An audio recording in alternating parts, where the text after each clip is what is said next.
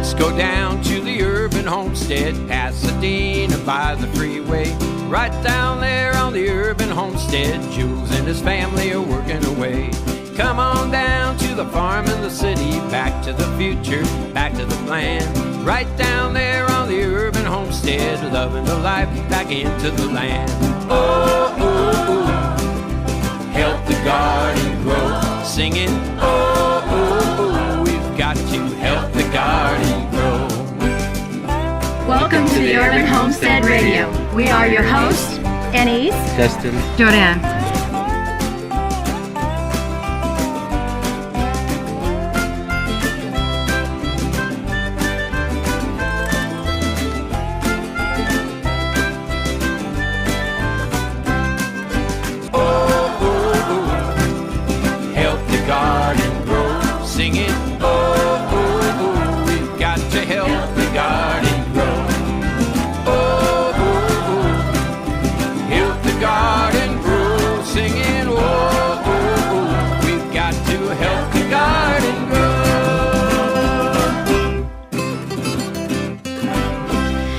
Howdy folks, thanks for tuning in to another podcast.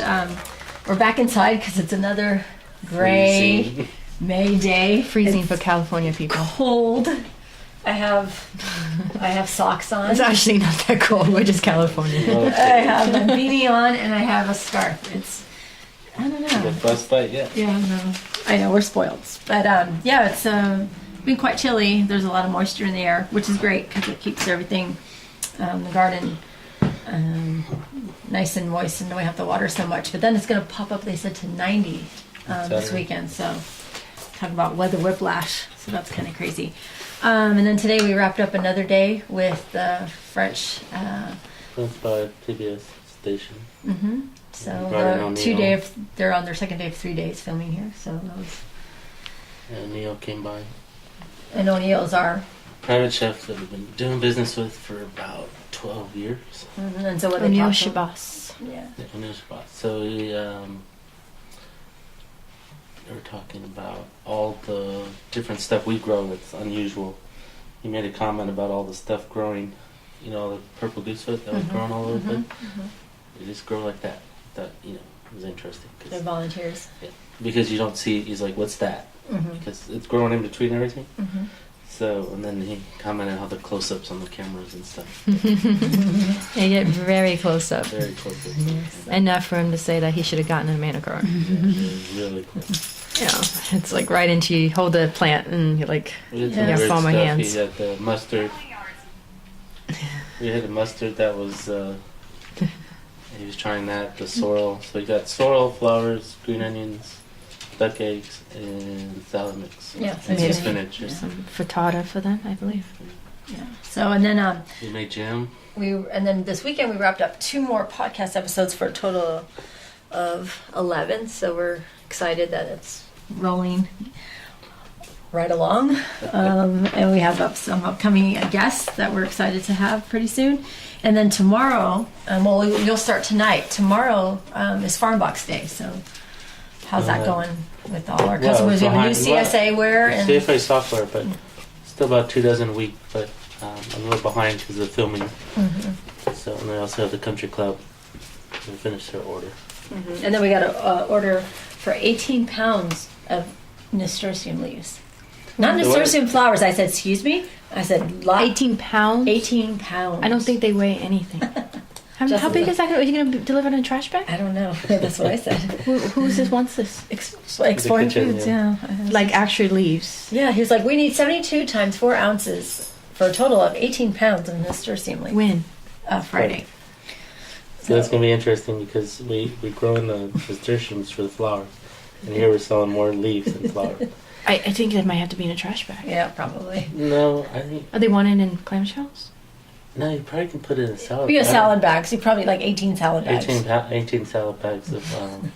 What size? Probably like 1 pound each. What size leaves? Oh, we'll just give them whatever. He didn't say size, so I just... And for Friday. For Friday, yeah. So I got to pick it tomorrow? Probably start picking tomorrow. Yeah, I don't think you have time. Yeah, so... You can start on Thursday. Oh, Thursday you can start. Yeah, and then in the garden you were turning over Yeah, trying to transfer to summer veggies, but it's hard to do it when there's film crew there. But so we're able to. You had to do a lot of posing with your shovel. Yeah, it's double, triple shots. Mm-hmm. Do the same thing 2 or 3 times. Put your foot on the shovel and stand a certain way. Yeah. Mm-hmm. It's And then, so, and next week we got Gabriel, right? Right. So he's coming tonight to drop off some stuff. And then we'll head out there on Sunday. Mm-hmm. So we'll go visit his farm, and then anything on Jordy having to do with the animals or chickens? I think you're going to be doing some chicken consulting possibly this weekend. Yes, I believe so. I mean, it's been in the works for a while. It's just haven't been able to connect, but maybe it will happen this Sunday. Wanted to get into this farmer wants to get into chicken. I think he wants eggs, or does he want meat? Eggs, mostly. Mostly eggs, and he wants to do it with the heritage breed. So I kind of try to tell him that, are you in it for profit? Because if you're in it for profit, you're not going to make a lot of money. He wants to do organic, holistic, grain-free, heritage breed chicken eggs. And why I commend that, if you're in it for the money, you will not become rich. It's unfortunate that the industry is so skewed that people who try to do right they cannot stay in business. And I saw that with one of... we used to have contact with one of these, like a family farm where they raised eggs, chickens for eggs, and he tried to do it the correct way. And the last time I spoke to him, it was almost like I was in tears, because he wanted to do it the right way, but in the end, he had part of his farm go conventional, simply because he was doing the conventional chickens to support what he thought was true and right. So he wanted to do right, but it wasn't paying the bills. So he went confined animal egg battery henned eggs as in part of his farm, simply so that he could raise the heritage breeds where his heart was. And it was heartbreaking to see that here was a young couple trying to do the right thing, and they actually had to end up going the white leghorn chickens in cage route, simply to make to keep the farm afloat. So this gentleman that I'm going to consult chickens with, I mean, he has to understand that it has to be a labor of love. If it's something that you want to do, you will not be profitable, and that's just because of how the system is, set up. It's when you can go to the store and get $1.99 eggs, people are not going to buy eggs from heritage chickens.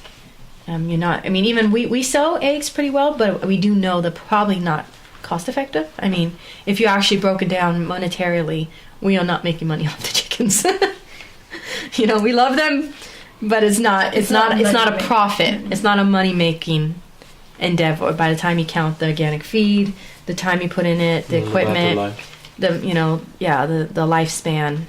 So that's why the conventional eggs are so cheap, because they're in it for the money. They just squeeze every egg out of a white leghorn, put them in, size of a paper sheet, and cage the size of a paper sheet, and do it for profit.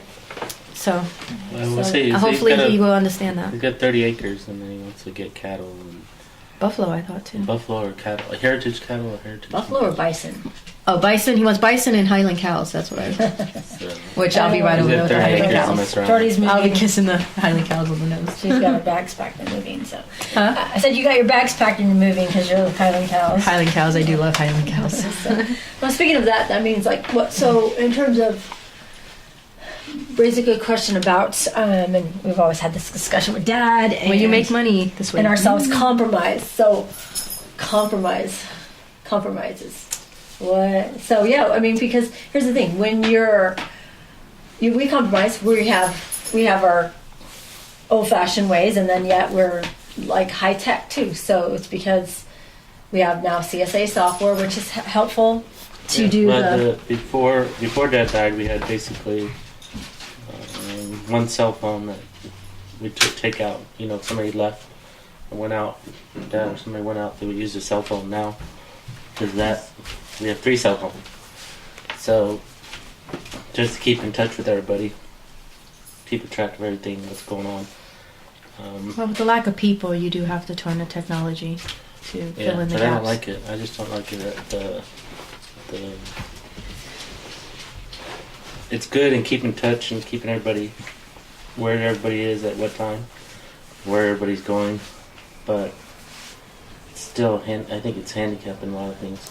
But here's the thing, it does do that, but then if you're a business, you do need it, like orders and stuff, Yeah. because imagine it, you get the There's no orders way we in, you can can handle get, it. because people want instant stuff, you know, I mean, nobody's going to, you know, We had unfortunately, to you're, compartmentalize things. We had to put up, not barriers, but we had to draw more boundaries and then have more levels of layers. so we could actually be more Yeah, we efficient. need to be more efficient because we were finding that there was time suck in areas that, while it was great when you had the time and it was, you know, you had like extra people. Now it's like we have to be a little more efficient with our time and preserve our sanity in some ways. So I thought we, you know, used to. I'm hungry. The dog wants dinner.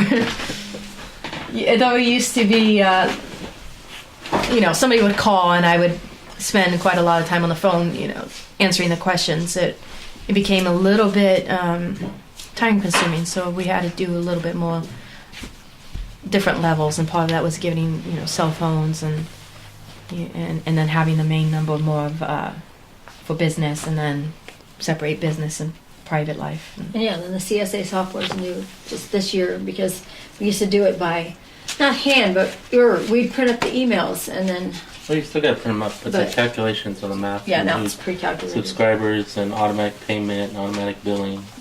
So it unfortunately or unfortunately, it takes the place of a person. So, but at this point, or man down Yeah. too.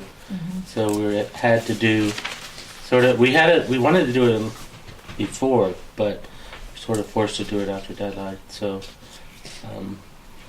able to do that, but compromising a lot lately. So could be a whole podcast on compromising.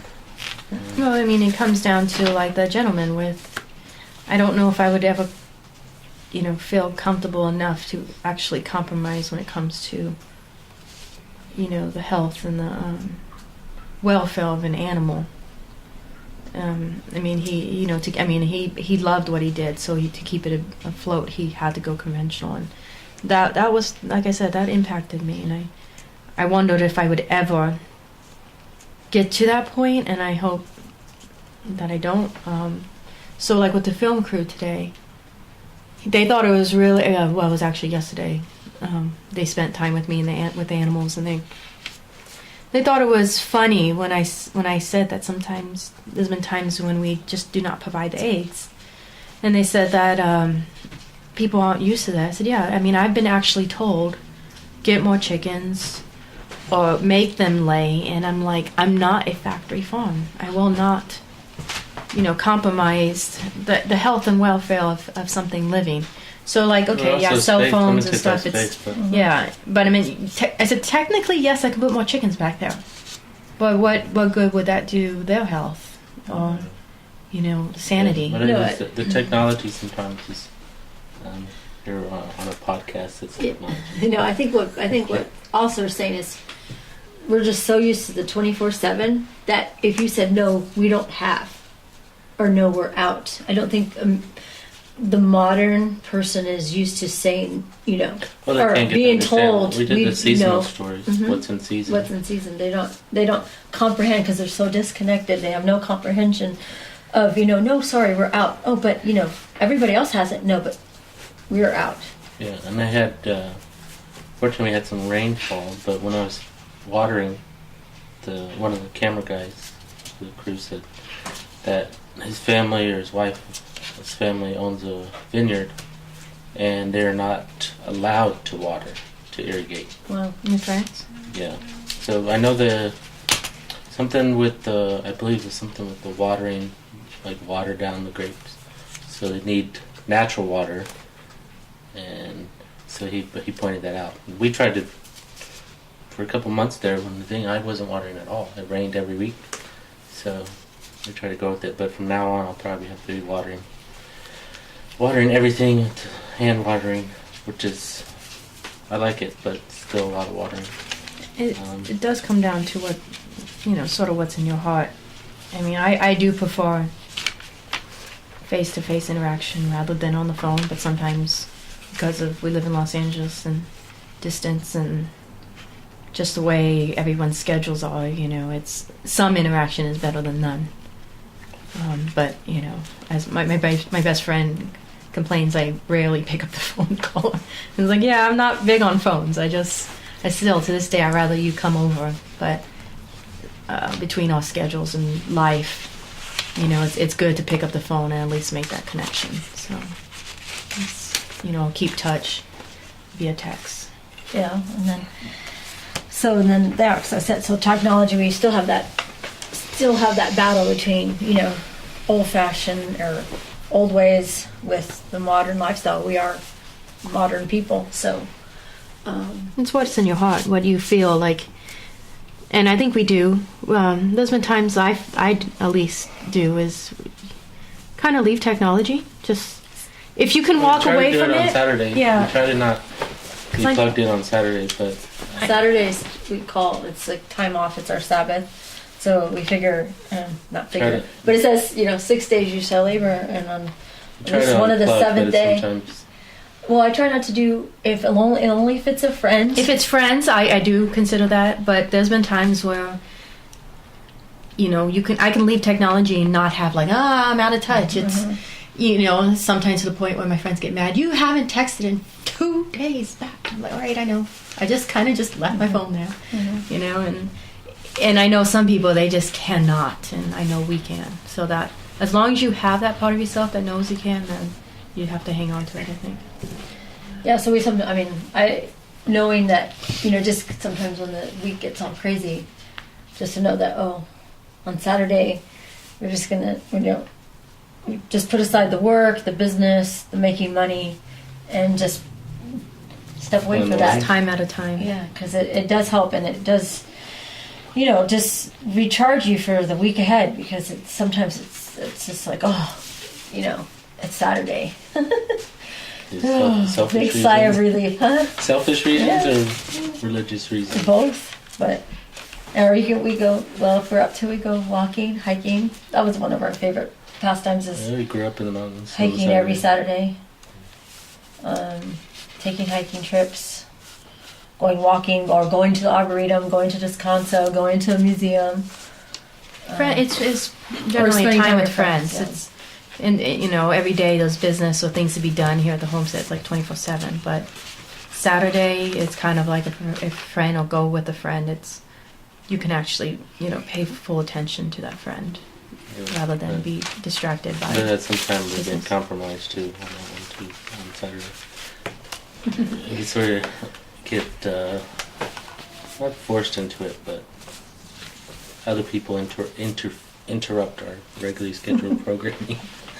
I know, but sometimes it's good.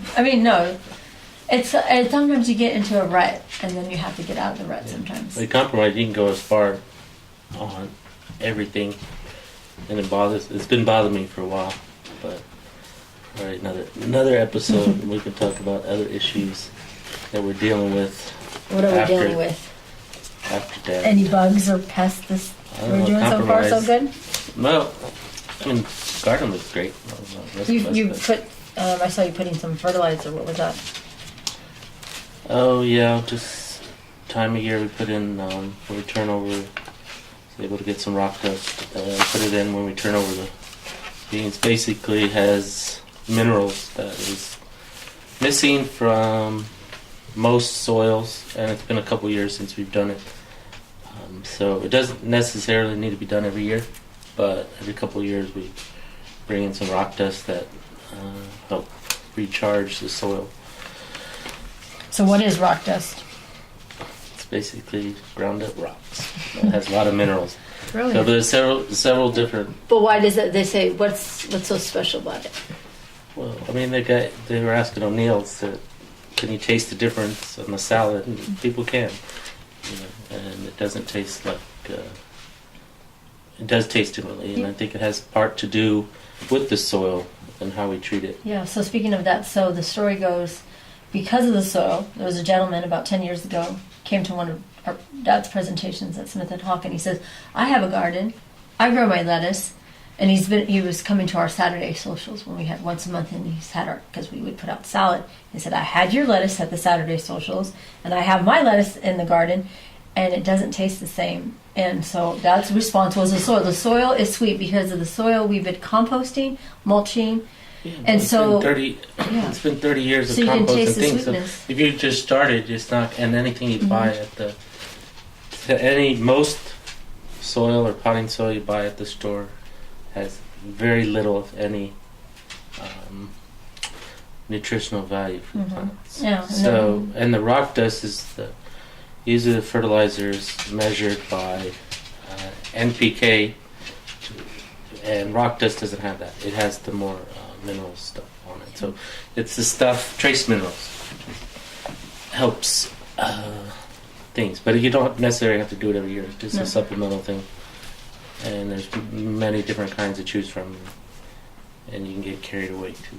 Yeah. Sometimes I do. And because there was that one lady that came to the farm stand, and she said, "Oh, what else do you have?" And I said, "Oh, we have kale." She goes, "Oh," she kind of shuddered. I can't. No. And I said, "Well, like what's up with kale?" Because she's this healthy person. And she's like, "Oh, I've had them, and I get them at the farmers market." And she said, "The way they're too tough and bitter for me." I said, "Well, you haven't had hearts. Just let me go get it for you." So I ran down and picked her leaf, and I said, "Here, taste this." And she just was like, "Oh, this doesn't taste like what I get at the farmer's market." It's also smaller, babier, and not as tough. We like our greens on the small side. So Yeah. what are you guys doing? Dr. Kenny asked if we wanted a treatment today, so I just said no, sorry. I texted her. She's like, "Do you want your treatment?" Because it's Tuesday. I forgot. So she was like, "Do you want your?" So is this our compromise? This is our compromise. I have to tell her no, so then she showed up. Turn the phone off. I did turn the phone off, but it hummed. I can't let them come down without treatment. And compromise happens.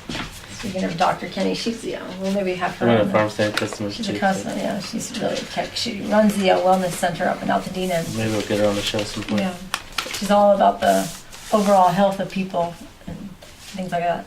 So I think my voice is hoarse from talking too much today. I just feel like I'm talking in the foghorn yeah. or thing. But and then what else, Jordy? What do you want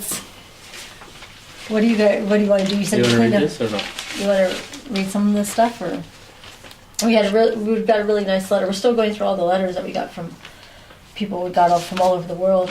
And this one came from Israel. We went to Israel in I think it was 2009. Yeah. So, yeah, I don't know if I can read through all of it, but Just so it's a family that we met online. So it says, "Dear Jordanne, Justin, and Anais, as soon as we heard of the sad news of our hearts went out to you. We were blessed to have met your dad personally and to have hosted y'all and some years ago when you came to Israel. I never told you this, but when you stayed with us, we had one of our children still living at home, and when he heard that we had invited a family to stay with us, we had never actually met before, except through emails. He promptly informed us that 1, we were crazy, and 2, he planned on sleeping with his door locked. Within minutes of meeting you, and especially your dad, he whispered to us that it was 100% okay for us to host you, and that he would be leaving his door unlocked as usual. My dad died 2 months ago, also unexpectedly, and so I know only too well the hole in your heart when you lose a parent, even though it's natural and normal for a parent to die before a child. It still doesn't seem right. The loss is so great." So then describes a Jewish ritual for burial and says, "P.S. Should you decide to come to Israel again, we'd love to host you all. Rachel and Mordecai." yeah, I like to go to Israel again. That was a really special country, I think.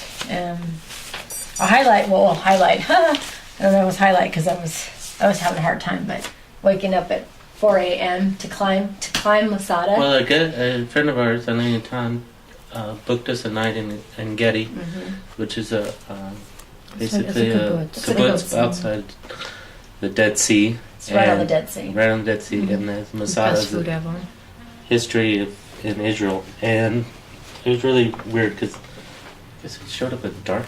Why did we see it during the day? Which one? Masada. We just showed up. Oh no, Masada's that way. We came in and Masada. Okay, so Masada, we came in Masada. from the north and it was on the south side. So, everybody said we should climb Masada. So we get Even there though there and is they a train. suggest to catch the sunrise. So it was And before it gets hot. Well, first of all, we knew there was a trail that was up, but it was 8 or 9, or later, and we wanted to catch the sunset. So sunrise. So that, and it was very warm and humid, and so we woke up at 4. I thought, oh, it's gonna be cool, like California mornings. So it was like 90. It was like 90 degrees at 4 a.m. Barely breathe. So then you're sitting there in the dark and you see this little mountain like this big, and it's very dark. And so you say, oh, that's like that. You can do that. We could do that, no problem. So I don't even know if we ate breakfast or anything, but No. so it just was. It kept going, Stairs, stairs, switchback. I was huffing. And Romans did siege that, you know. And then, but we got to the top just as the sun rose. Off, And then you look over the back and all the people coming up on the tram. We're like, Oh well, we did it the rough way. The tour bus pulls up from the backside. And they spill out. We're like, but we're proud of that. So. And then coming down, it was rough. But then when we got to the spot where we took a picture, it was a massive, huge. It's a huge rock. Yeah, it's massive. So we look back, we're like, wow, we climbed that because it goes from.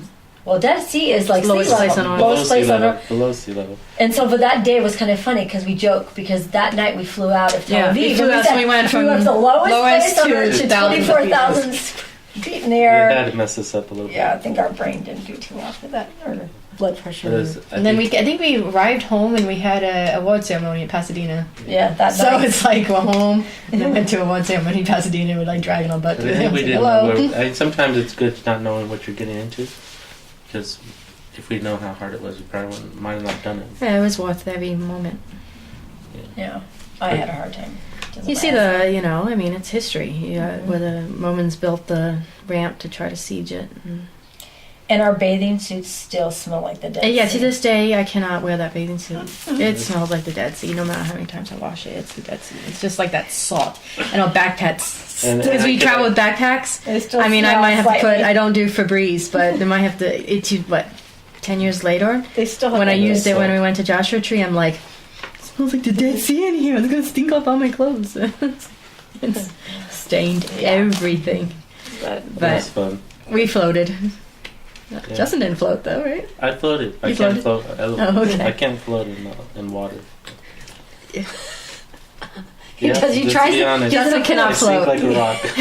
He tries so hard he cannot float. I could float in the Dead Sea, but not in a regular sea. Regular water. Yeah.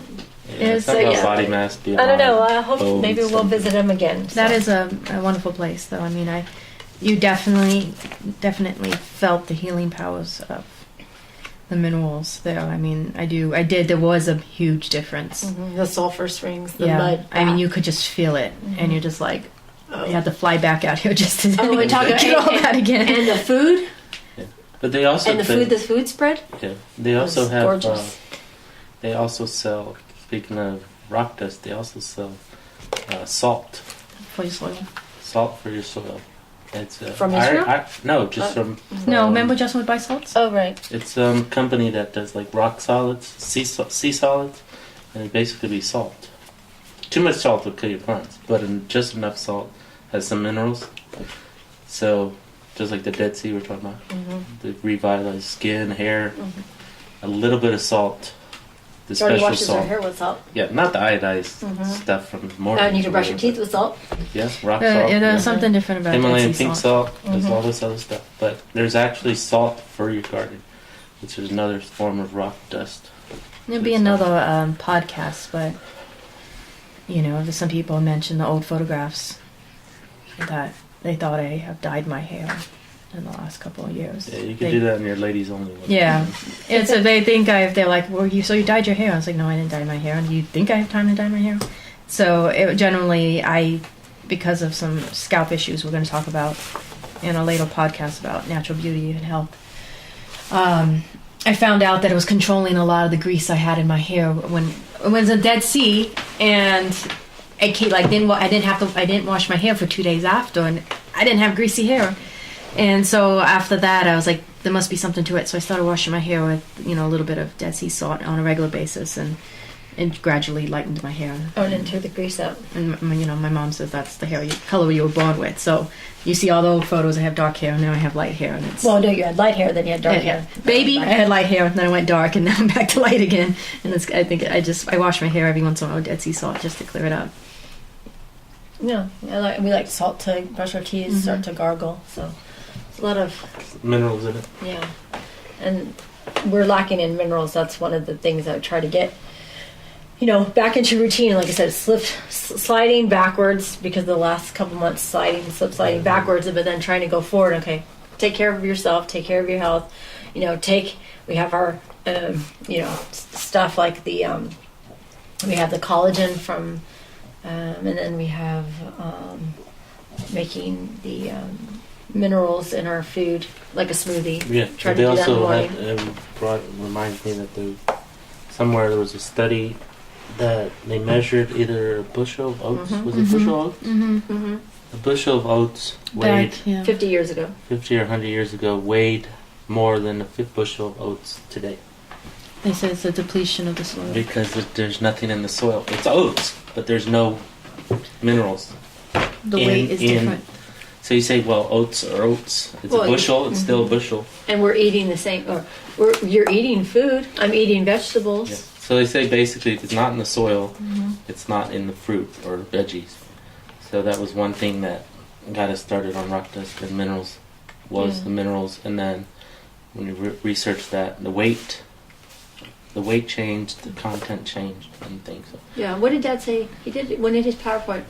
When he do his presentations, he did talk about the modern farmers. They think of soil as something. He says there was a, and I actually said that to the French filmmakers today. They said soil, the modern agriculture views soil as a way to hold up a plant. They put the plant in the soil, and it's held up by the soil. And then they dump all this fertilizer on it to make the plant grow. Whereas Dad viewed the soil as the basis and the foundation of everything good about the plant. It wasn't just a holder, To them, it's just to put the seed in, and it's a container. And then they throw all the fertilizer to make it grow. And strip it. And then Dad, was always replenishing the soil. To him, the soil is from where all life came from. And he definitely felt he had to feed the soil and nourish the soil and build the soil. To him, it was a living, breathing thing, not just dirt. He said dirt is lowly. Yeah. He said that people, one of his quotes was that people think that the dirt is just the lowliest thing on the planet, when it's something that a whole life and a whole existence depends on. Yeah. Years ago when we had the rainfall and to help replenish the soil, help get everything wet, but we would like to think at least that the soil is better off now than it was before. On normal farming operations, the soil gets depleted. So if you say, if you looked outside and you saw the pictures, you say, well, what did you put in there? Last couple of months, very little outside. I think I said it before. Very little outside inputs on that. And you say, well, how do you do that every year? It's the soil. Yeah. So we're able to. Soil, so how on the corner of the yard, how high are we? Well, the ones we added, one of Dad's ideas was because we were running out of place for composters, and nobody wanted to turn the compost pile. So Dad was putting a raised bed. So on the back side, there's actually a 2 or 3 foot high raised bed that we filled with compost. So we joked that it was 1.5 foot higher. Now some of the raised beds are 3 feet high. So it was an easier way to compost is if we dug out a third of the bed, buried compost in it and filled it up, and it's one of the more productive beds. It's we were supposed to do more of it, but it was easier to do that than to turn compost, especially during the last 5 years of drought. It was hard to water your compost pile. We don't do compost the way It kind of, they make it a little complicated. Yeah.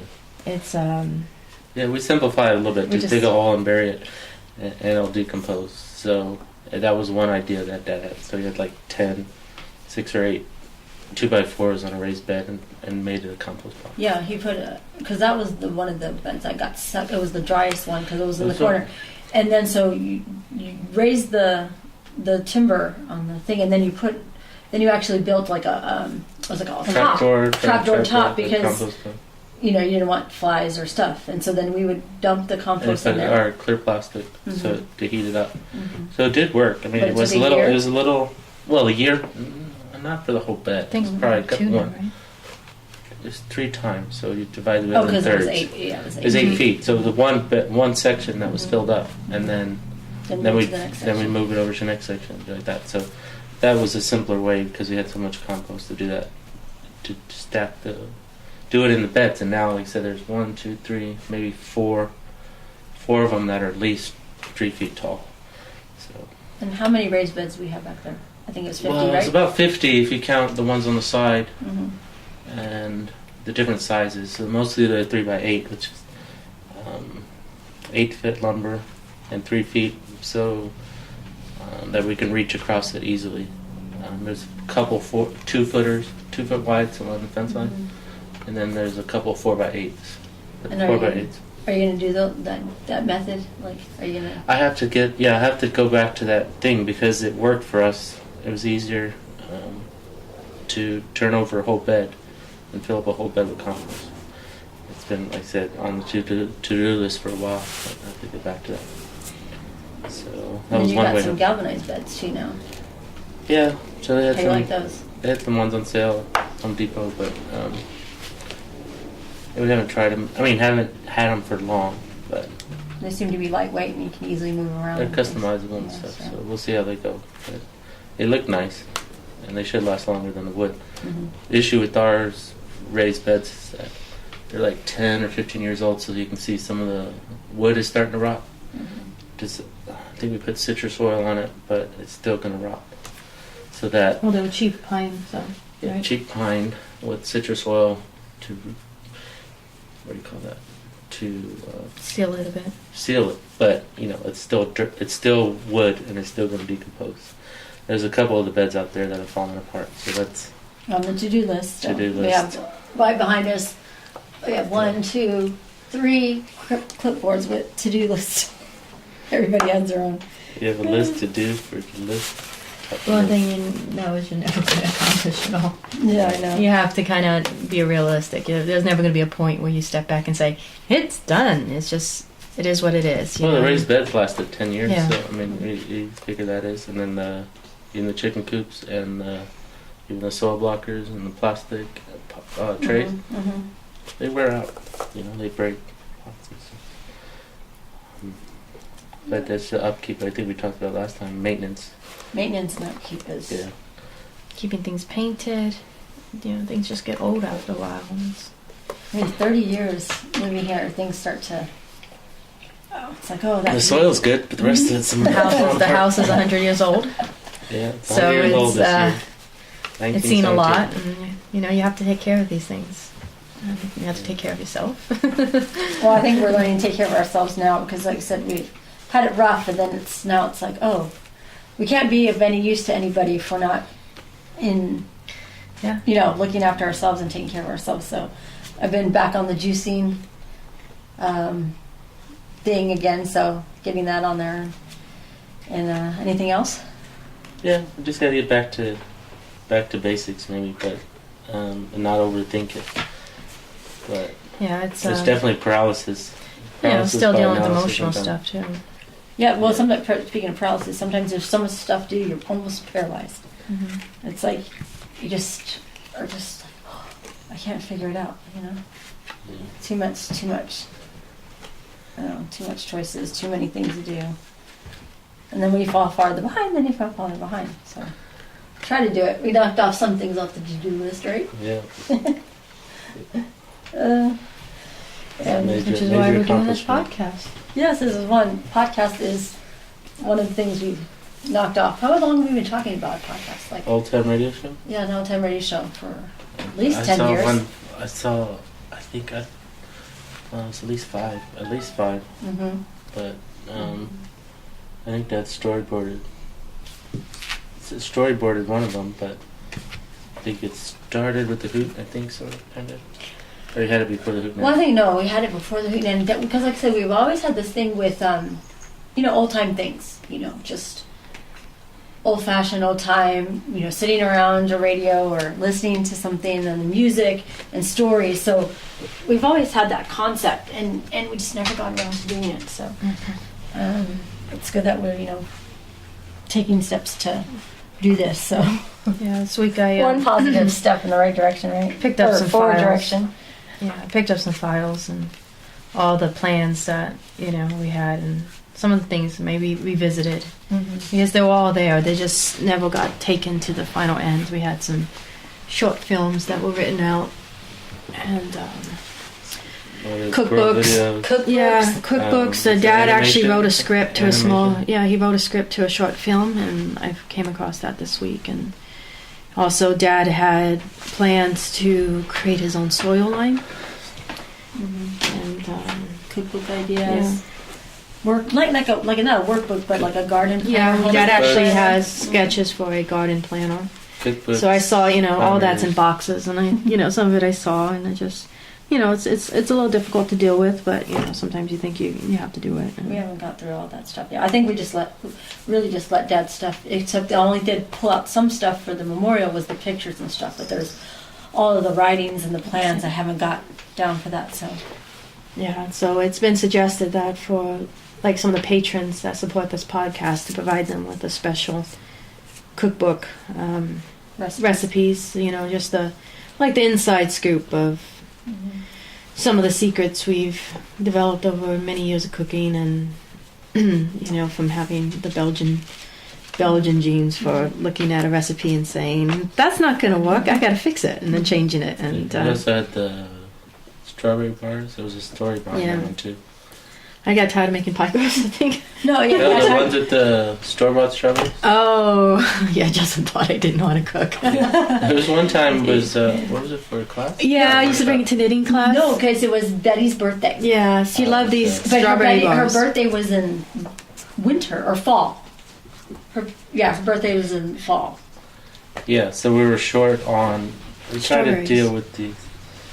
For years, we would get local strawberries from a local farmer till they retired, and the water bill was too much, and they got too old and stuff. So they retired. But the story goes is that we would always have these strawberry bars, like a variation of lemon bars. Sorry, we're like a crazy cat going through just trampoline on our. He likes to sit on the back of a chair and then reach through and play with his tail. He's kind of a like strange a cat. balancing act. Okay, go back. Sorry. Let me interrupt this program. Okay. Well, kitty cat. Daddy kitty. Crazy. All right. Crazy cat. So where was I? Strawberry. No, the strawberry. You said the guy couldn't pay the water bill? Yeah, so we ended up, that was for years, but sidetracked with Gabriel, but so at the time we couldn't find any strawberries, and we needed it for somebody's birthday party, so we bought strawberries, organic strawberries, from I don't know, some local, probably unnamed local. Organic food chain. Yeah. Large Just organic food chain. Should have named nameless. But so I said, hey, organic strawberries. So I wasn't aware. Justin wasn't aware that we had to do this. Because here's the thing. Because sometimes we did have frozen strawberries. Yeah. So you wouldn't have known what we've had, canned or frozen. We made the strawberry bars, brought them to class, and left a plate for Justin. We come back, and he's kind of like, guys? No, you didn't say anything because you said you didn't want to hurt our feelings. Yeah, so the deal was the topping was pink. Didn't taste like anything. Toppy was pink. The strawberry layer was pink and watery.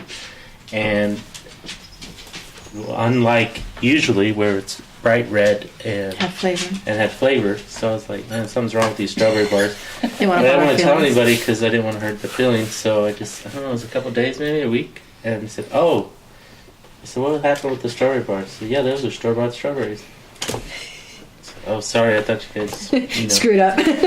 What? Yeah, it was, but the irony is, people at the party loved it. Oh yeah, see, they don't know. They don't know that. So you can make them side by side, and you can have a picture of the strawberry, and think one's pink and one's red. Okay, speaking of that, certain animals that shall be named nameless, if you don't buy organic oats or organic milk, they'll turn their nose up at it. But it's a cat or it's that. No, they'll know that they know. No, I did that. I would give it, organic oats and non-organic oats, to the goat, and she just like, nope. And then there was one time she would not eat, and she loved cabbage, but she would not eat cabbage from anyone but from the ground. And it was just.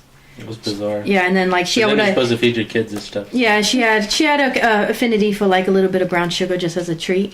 You can go get, brown sugar, C&H. Would not touch it. I had to get organic, a little bit of brown sugar as a treat, and she just would eat that. She knew organic chips, but Yeah, even this one of our cats, Ziggy. Yeah. He'll know. He doesn't like organic milk. I mean, non-organic milk. I don't know. It's really weird. He won't touch. He wants organic cream, but not non-organic cream. Yeah. And it's like these animals know, and they know what's good food. And she was smart, and I think she did the same thing with carrots. She would not eat carrots. Yeah. Oh yeah. She wouldn't eat. She loved peanut butter, but she would not eat peanut butter that was like conventional. She liked the organic one. She knew. She was a food snob. To be honest, she was a food snob. She was such a food snob. She liked her parents. Yeah. Like her parents. She was such a food snob. She liked to sample.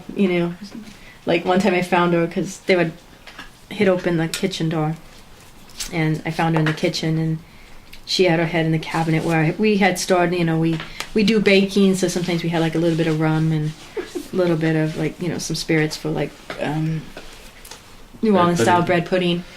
And she had popped the top, and she had a tongue in it, and she was taking all the rum. And she likes, if you hang out with a friend, and he would tip the beer, the last couple of drops, and she'd put her nose up and suck from it. I think we have a picture. Yeah, of dream. She loved beer. She loved the good spirits. Yeah, so. She didn't like, conventional beer. She liked the IPA stuff.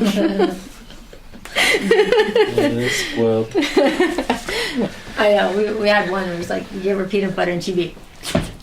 And the thing was got milk. Yeah. Because you give them peanut butter and they just like sit there and smack but it. But she literally could have milk. See, so got milk. That's pretty funny. It was an inside joke. They loved peanut butter. It was pretty hilarious. You'd give them a big scoop of peanut butter and everybody. I would do it when people came over because it was such entertainment. They're like, give the good peanut butter. So I'd give the good peanut butter, and she'd just sit there. Over and over, and it was hilarious. And then like the little nose would wiggle, and the little blackberry was a little tiny. She had like the peanut butter face. It was pretty. You brought them home on a metro. Yeah, I brought them home on a bus. Yeah. So I picked up blackberry. Actually, took a bus to Long Beach and had a friend in Long Beach drive me to Paris, California, where I got blackberry. And then I drove all the way to San Diego to get Fairlight.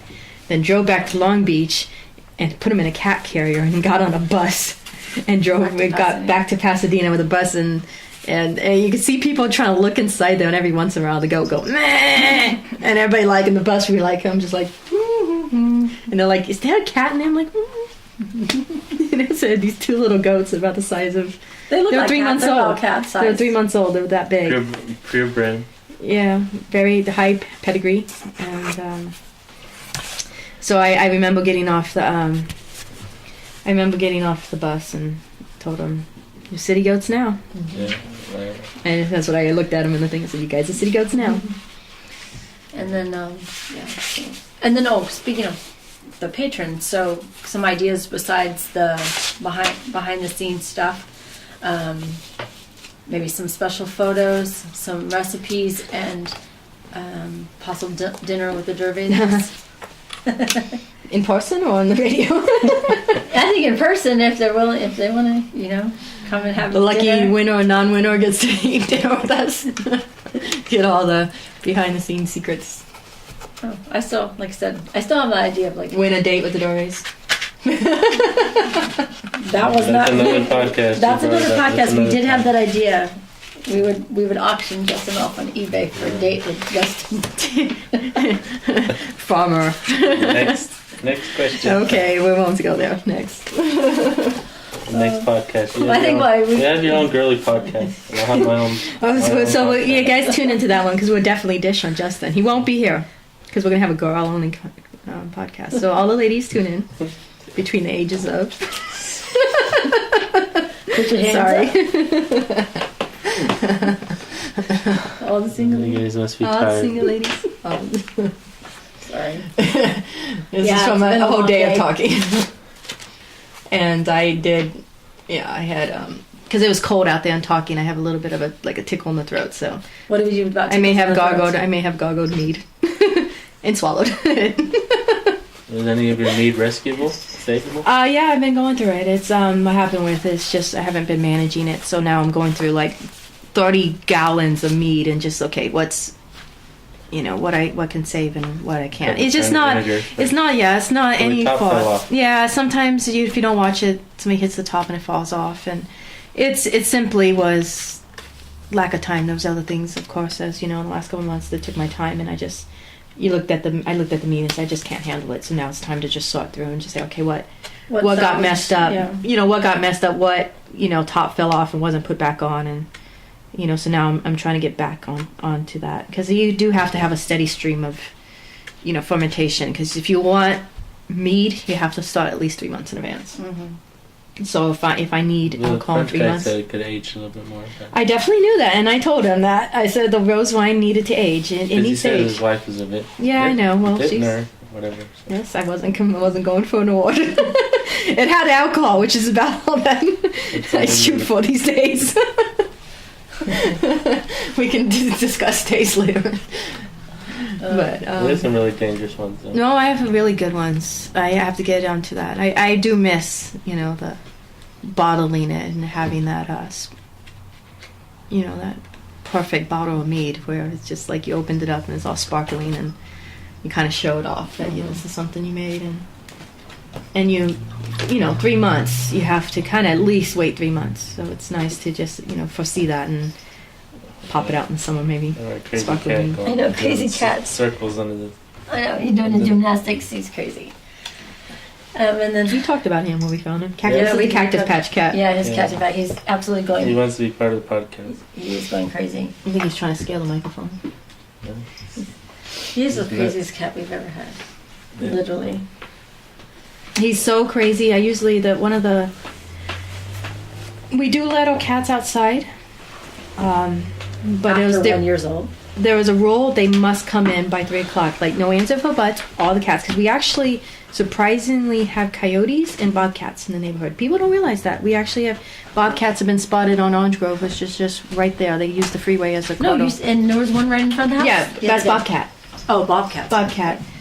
But- The other day, I walk outside the house and there's a coyote trotting down the street at 11 o'clock. Yeah. So we have a lot of coyotes. So the cats are not allowed to stay out at night. So one of the ways I do that is every kitten I get stays in the house for a year. You do not let them out of the house. You keep them in the house a year. Then you start letting them out supervised, and then you train. They come in at 2:00. All the cats come in at 2:00. This one, I've jokingly said he's not going to be let out of the house till he's 21. He's that crazy. He's almost a year old. He's not going to be out of the house until he's 21 years of age. He's on house arrest. He's grounded. Definitely. But Because, seriously, all the other cats, 1 year, they kind of get a little mature and you kind of put them out a little. You have a little trouble and they push the boundaries, but eventually get them. They like their routine. Yeah, Ziggy comes in. He knows. He starts to hang around. He gets closer to the house when it's time to come in. And he sees me coming. He goes, I know. I gotta come in. He hears me coming. Oh, so we got that. And then, I'm looking at other ideas. So we'll have to maybe take some questions and look for, some questions from readers. Maybe in the next podcast, we'd like to maybe focus on that. And then any feedback, we'll definitely listen to from our listeners about what they want to hear from us. Tips, tricks, techniques, and all that. Anything else you want to share? So block video coming up. Yeah, so a block video coming up for what? Patrons or just regular? Well, we'll see. We'll see how it goes. We'll see how it goes. We'll do little snippets and videos. Hopefully blog some more. And yeah, definitely share. Like I said, after 15 years of blogging, or 2016? What are we doing now? What are we pushing? 17? Yeah. I keep saying 15, but might be pushing 17. Yeah. So, and then, definitely have listeners share their stories. I like it when we go on to Facebook and see pictures of other people's gardens. That's nice to see what they're doing and, sharing, hey, you guys, this is my garden and things like that. I think so that's the reality check is when they post a picture of their garden and it's covered in snow. So that's they have to get a reality check sometimes because you just go outside and it's 365, and then they post it and there's like their garden's under a foot of snow. So I know we're spoiled. Yeah, definitely spoiled. We're too, and then that's the challenge with California. There's no down days, so ish, kinda. Yeah, it does look good up there though. Yeah, it's beautiful. I might say so myself. And we had nothing to do with it. That was a blessing of rain. We got bailed out. Yeah, that was a blessing of rain. Yeah. Last year, it was really like sad to walk outside and see the garden. Just like everything was just trickling. No matter what you did, you looked at 6 years of drought. You just like, no. So it was such a relief. It was sad. It was like there was nothing you could do to fix it. And no matter how much you watered, something was wrong. Yeah. So it was sad. I mean, I definitely saw that when we walked out last year. And it was, at one point, it just like, not that you gave up, but it was like, what could you possibly do? So you just let the garden be as best as it could. Yeah, because you can water all day and all night. Still wouldn't make any difference. So we got a rumble. We got a rumbling circus here. Cat versus There's never a dull moment. I know, they love each other. But here they go. They do that all night. It's the Rumble. Rumble in the jungle. WWF. Monty versus They used to Marley. we had our house rabbit until she passed away of old age. And Marley would do the same thing. They would the rabbit and Marley would chase each other. Marley would race to the house, chasing the rabbit, and then the rabbit would turn around and chase Marley to the house. It was actually really, really funny. Well, Monty's broken 2 lamps already. The tops of the oil lamps. He's crazy. Yeah, so it's We're just. gonna have to move it outside next time so we can get a little. I know, we have peace and quiet. They're just. Well, I think it's what Just the the freeway temperature's going to go noise. 90. Yeah. Saturday. and stuff like that. So We'll be back to California. we're back. We can Enjoying stop that. crying about how cold it is. I know, we're wusses. We're sorry. What did Matt say? After if it was 60, it was close the schools. Save the children. Save the It children. was a joke on California school. It's supposed to be a certain temperature and they're going to close them. Yeah, we bag on ourselves, so Yeah. we know we're wusses. So we have very, very little weather. Yeah. So want to thank everybody for tuning in. Not as tired as we were the other night. It was a little. Still probably a little tired. But yeah, we thank you for tuning in, and we'll catch you again next time. Thanks, guys.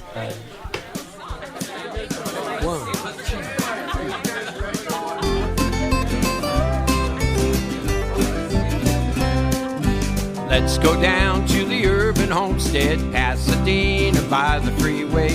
Right down there on the Urban Homestead, Jules and his family are working away. Come on down to the farm in the city, back to the future, back to the plan. Right down there on the Urban Homestead, loving the life back into the land.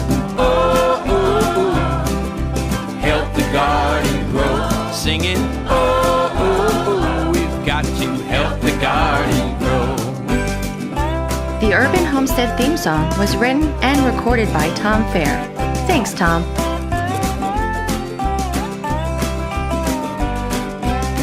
We've come to the end of this show. Thank you so much for joining us.